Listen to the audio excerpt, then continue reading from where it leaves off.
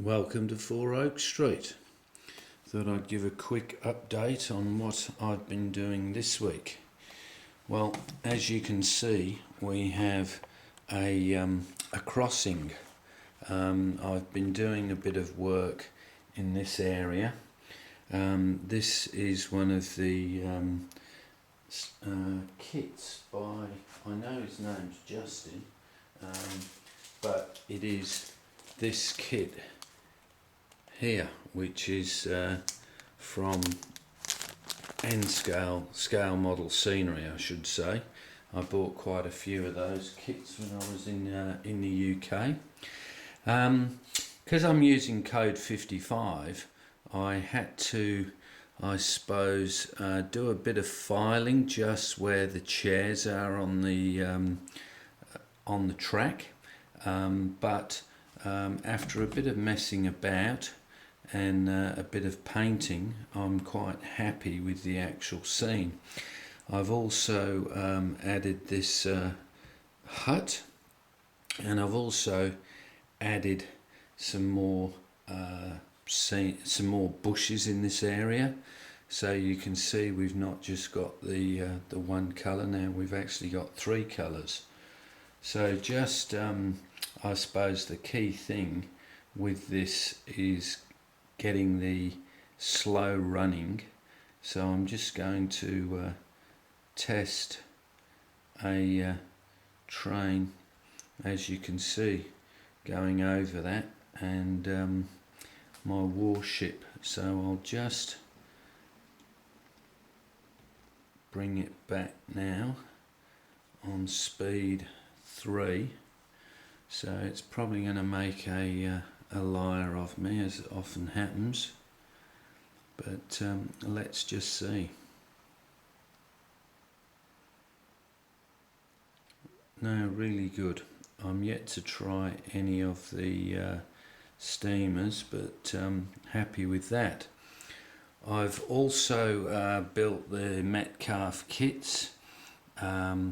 This particular one is the magazine place. Now these, I constructed these 2 of them in a night, fairly simple to construct, may need a bit of weathering. What else have I also done on the layout? Well, after having a crack at the signal box, I thought, right, there's a couple of kits I bought from Modelux. So you can see we have a gasometer. Now I bought 2 of these kits, and they are pretty fiddly, but they are excellent. Now unfortunately, despite trawling the web looking for instructions, everything that's previously been up is down or gone. So I used a gentleman who built a 00 gauge one, followed that, and I've obviously followed any errors that he's made, but pretty happy with the way it's turned out. I know there's now also Encenic kits that have a really good gasometer. So I've got another one of these to build. Hopefully I'm going to try and find the instructions, but not perfect, but certainly a good looking kit. What I want to do now is weather it. So I'm wondering whether or not I should use acrylic paint on this, or can you spray enamel, or I'm thinking about doing it a bit of an aluminium with a bit of rust and dirt, that type of stuff. I'm also missing a lid, which I'll have to make, and that is the spot that they're both going to be. So you can see I've started to sketch out the road. So coming back here, the road will come follow up here, join up with the road that comes across the bridge, and then that road will then go across here into that road bridge there. So what I've also done, I've secured all this. This has now been all glued and screwed. This has all been glued down. I've obviously now got a lot of work to do on this. I don't know if anyone knows a quick way of working with this foam board. I'm guessing a hot wire, which I don't have. So that's something that I've been doing a bit of research on. So the idea would be this has to be all blended to the level of this fascia board here. And of course this is a joint here. So I have the what I call a bulkhead. So I've noticed on a lot of layouts that I do see, quite often you see a bit of a gap where they join, and I noticed when I was trying to get these to line up, they just weren't quite right. So what I ended up doing was just putting a tiny bit of cardboard. So if you like, the tendency was for the bulkhead to go to the left, with the bit of card just behind, just a tiny strip of card, and that's meant that it's pushing forward, if you like, to keep that joint. I mean, I know you can disguise it, you can use hedging and all sorts of stuff, but I suppose if you can get it as good as it can be, then it'll only look better. So that's the work that I've done so far. So the gasometer, or the two gasometers, should look quite good when that bridge is constructed. And then obviously along the back there we're going to have all the shops that I've been putting together. So that's pretty much it. I'll just the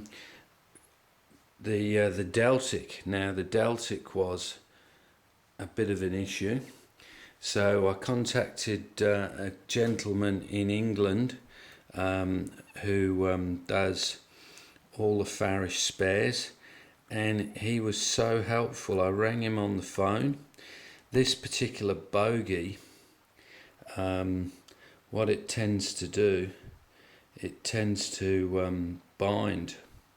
So you can see it just gets to a point. So there's obviously a gear in it that is stripped. I've looked and looked and looked. I actually couldn't figure out how to pull that apart, so in the end I just bought another bogie, which I fitted. So it is running smoother than it was with the new one in. So I'll just now bring it round. I'll actually get it going now. So let's see if I can get a shot of it coming through the tunnel.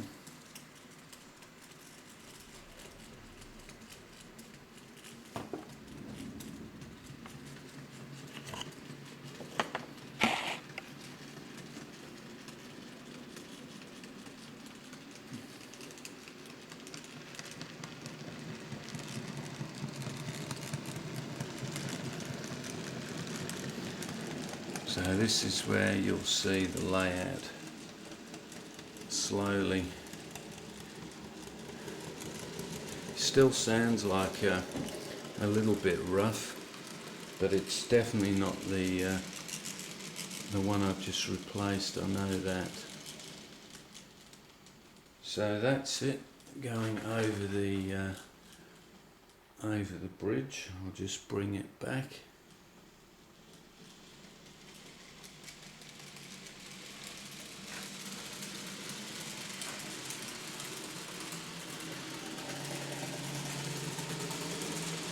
Still fairly noisy, but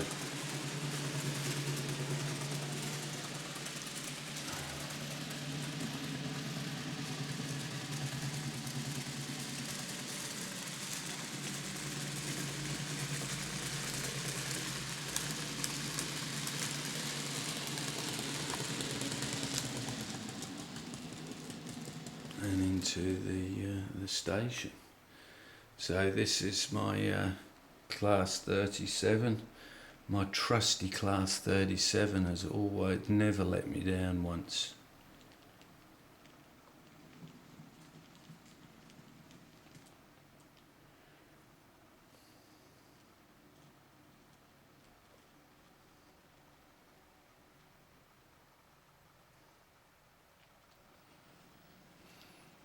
And she runs absolutely perfect, particularly after I managed to get half a cat out of the wheels the other week.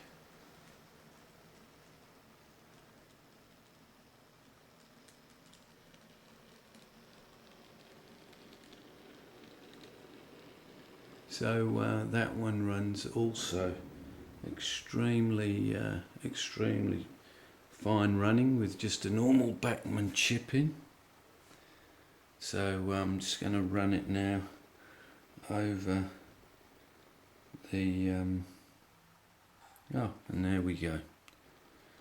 Probably a bit of dust on the track, no doubt. So there we go.